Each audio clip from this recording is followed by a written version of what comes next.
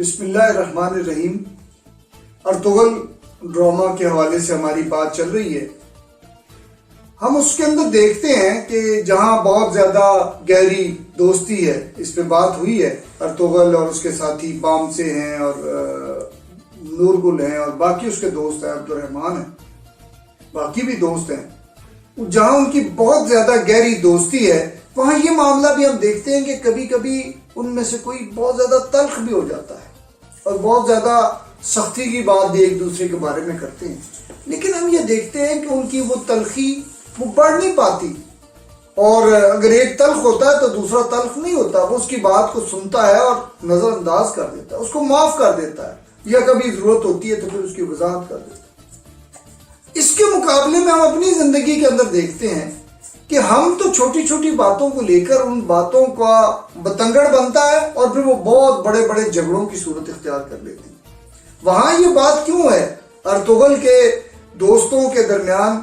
وہ بڑھتی کیوں نہیں ہے بات؟ اس کی وجہ یہ ہے کہ ان کی زندگی کے اندر اپنے رب کو راضی کرنے کا اور اپنے رب کے دشمنوں کے ساتھ لڑائی کرنے کا اور ان کو زیر کرنے کا اور اپنی رب کی مرضی اور پسند کو اس کی دھرتی پر نافذ کرنے کا وہ جو جذبہ اور مقصد ان کی زندگی کے اندر ہے، وہ ان کو کمزور نہیں ہونے دیتا، وہ ان کو غصے کے اتنا زیر اثر نہیں آنے دیتا کہ اس کے نتیجے میں ان کے تعلقات آپس میں خراب ہو جائیں۔ اور ہم جب اپنی زندگی میں دیکھتے ہیں تو میں یہ سمجھتا ہوں کہ یہ بہت بڑی خلا ہے کہ ہم پیسہ کمانے کے لیے تو جیتے ہیں، ہم اپنی اولاد کو کامیاب کرنے کے لیے، اور وہ بھی پیسے کے اندر کاروں اور کوٹھیوں اور پراپرٹی، اس پہ نظر ہوتی ہے،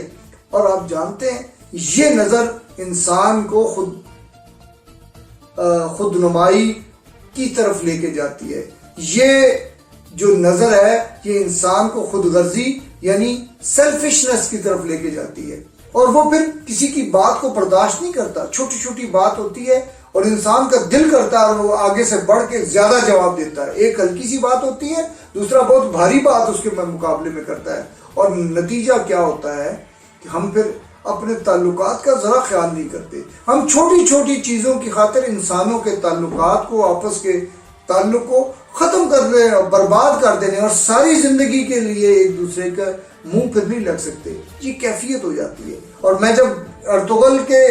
لوگوں اور اس معاشرے اور اپنے معاشرے کا جائزہ اور ایک کمپیریزن کرتا ہوں تو مجھے یہ فیل ہوتا ہے کہ ان کی زندگی کے اندر ان کا رب، اس کو راضی کرنا، وہ ان کا مقصد تھا۔ یہی وجہ بڑی بڑی باتوں کو وہ ہضم کر جاتے تھے، نظر انداز کر جاتے تھے، اور ہم بڑا مقصد ہماری نظر میں نہیں ہے۔ گو ہم دعوے دار تو اس بات کے ہیں، لیکن رب کی رضا پر اور رب کی مرضی پر اور رب کو خوش کرنا ہماری زندگی کا مقصد اس لیول پہ نہیں ہے، جس کی وجہ سے ہمیں پھر چھوٹی چھوٹی باتیں ڈسٹرب بھی کرتی ہیں اور ہمارے تعلقات کو بھی خراب کرتی ہیں، اور پھر ہم اپنے رب سے، رب رحمان سے زیادہ شیطان کو خوش کرنے کے پیچھے لگ جاتے ہیں، اور ہم سمجھتے ہیں ہم تو بڑے عقل مند ہیں، یہ بنتا ہے نا جی، ایسا ہونا چاہیے، اور کوئی جب سمجھانے والا ہمیں سمجھاتا ہے تو ہم آگے سے اکڑ جاتے ہیں کہ نہیں، یہ تو میں نے درست بات کی ہے، اس نے یہ زیادتی کی ہے۔ تو یہ وہ بات ہے، یہ وہ سبق ہے جو میں سمجھتا ہوں کہ ہمیں ارطغرل کی کہانی سے حاصل کرنا ہے، کہ ہمیں چھوٹی چھوٹی باتوں پر اور ایک دوسرے کی سخت بات کو برداشت کرنے کی عادت ڈالنی ہے، اور اپنے تعلقات کو اس چھوٹی چیز کی خاطر قربان اور تباہ و برباد نہیں کرنا۔ اللہ تعالیٰ ہمیں اس کی توفیق عطا فرمائے۔ بہت شکریہ۔ السلام علیکم ورحمۃ اللہ وبرکاتہ۔